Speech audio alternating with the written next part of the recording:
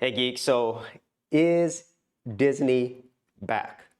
Well, ever since Deadpool and Wolverine surpassed $1 billion at the box office, and then Inside Out 2 also surpassed $1 billion. It's like $1.7 billion right now, Inside Out 2, and Deadpool and Wolverine is $1.3 billion. That is absolutely insane, and it kind of makes you wonder, is Disney back? And at the time of this video, Moana 2 has just been released, and in its first weekend, honestly, it's already made $192 million, nearly $193 million worldwide. And there's still some more releases coming this year. And so it really makes me wonder, is Disney back? Well, in my opinion, I don't think they're back yet. And is it possible for them to come back? Yes, but not without some issues, because I kind of feel over many years, probably more than a decade now, the damage has been done to Disney. Starting off first with properties that Disney now owns. And the biggest one, in my opinion, is Star Wars.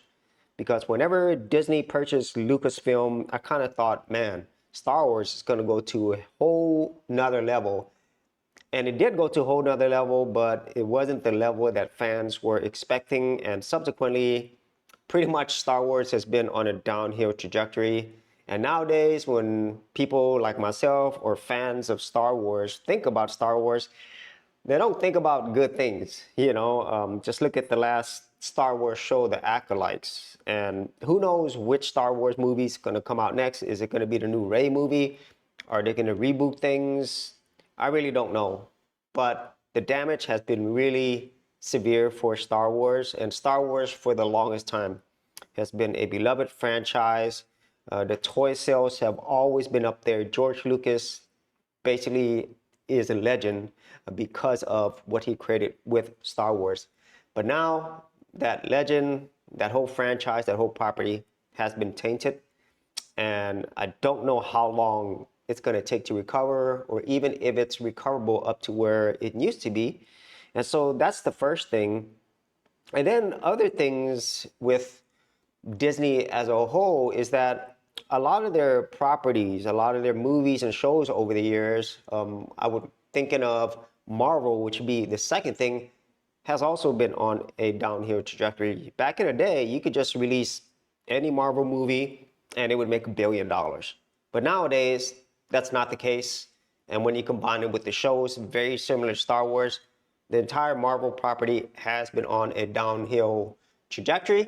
And right now, I don't think it's as bad as Star Wars, but it's certainly nowhere near the heights of what Marvel used to be. And I think for a lot of people, it's not that they're just tired of comic book movies. I think they're more tired of ones that aren't entertaining, ones that aren't good.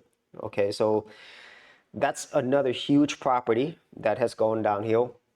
And then other things I could see is like remakes.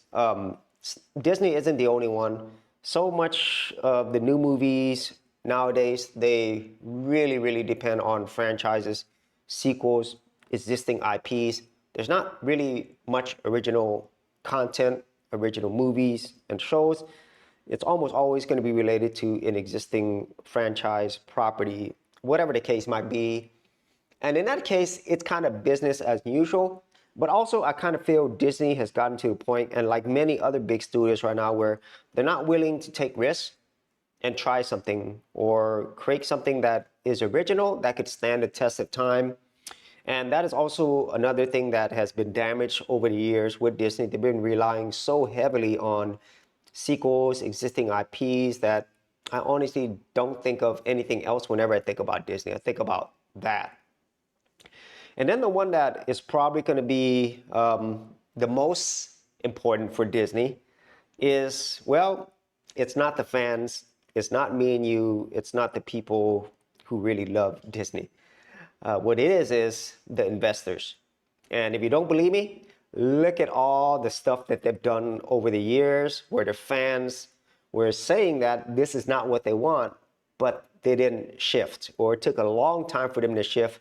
And mainly it's because whenever investors stopped putting money into it and their profits were not increasing, or they were losing money, that's when Disney decided to make a change versus focusing on the real simple thing of make stuff for people that actually want this, and that is a very simple principle. That's what these companies used to do, where you focus on providing things that people actually want, love, and they're willing to pay money for, and they're also willing to tell everybody else around them to go check this out, spend your money, enjoy it.